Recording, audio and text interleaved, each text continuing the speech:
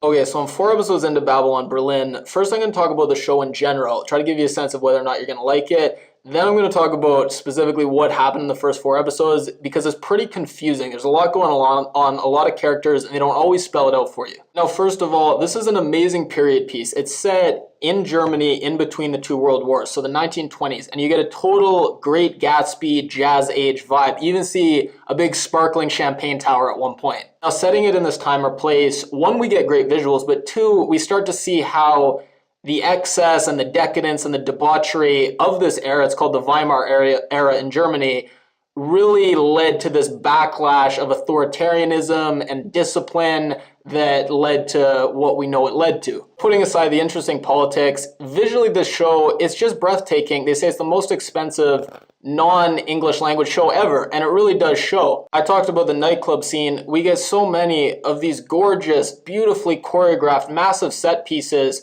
We get a shot with a protest, and just the spectacle and the scope and the scale of it, of this, and then even just the office buildings, we just see so many background extras, so many people milling around. But it's not just lots of money being thrown at it. The cinematography and the choices they make are excellent. We get this one shot of the brothel, and the pimp, he's a butcher.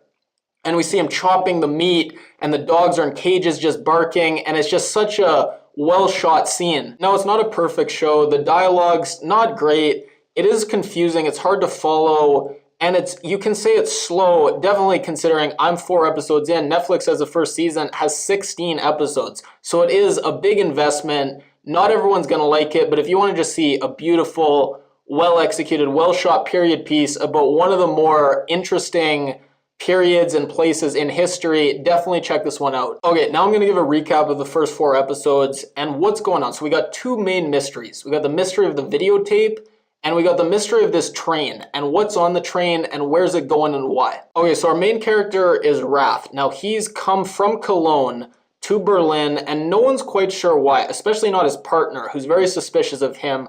But why he's come, back in Cologne, there's a mayor. And the mayor's being blackmailed with this videotape. That's a mystery tape. No one's quite sure what's on it. And it seems like Rath has come to pretend to be doing police investigative work, but really it's to get his hands on this tape. Rath also was in World War I, and he developed PTSD, so his hands shake unless he constantly takes morphine. So he's addicted to morphine or using it to cope with his hand shaking. And Rath is also talking on the phone constantly to this mystery woman that we still don't know what their relationship really is. And then there's Bruno. So Bruno is Rath's partner. Bruno seems like a jerk, spends most of the first episode beating people up and torturing them. He talks about the people coming back from the war with PTSD like they're just pansies and babies.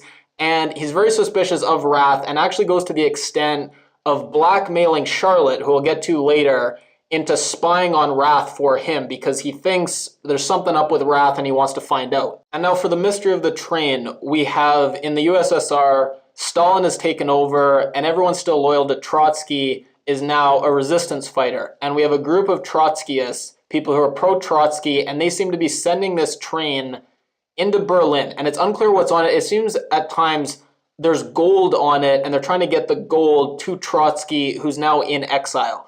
But, so there's 2 leaders. There's the resistance leader, Kardikow, not Kardikow. Now, Kardikow, he's sleeping with Svetlana. Svetlana, one, she has an alter ego, so she's kind of 2 people, and she dresses up in these different personas.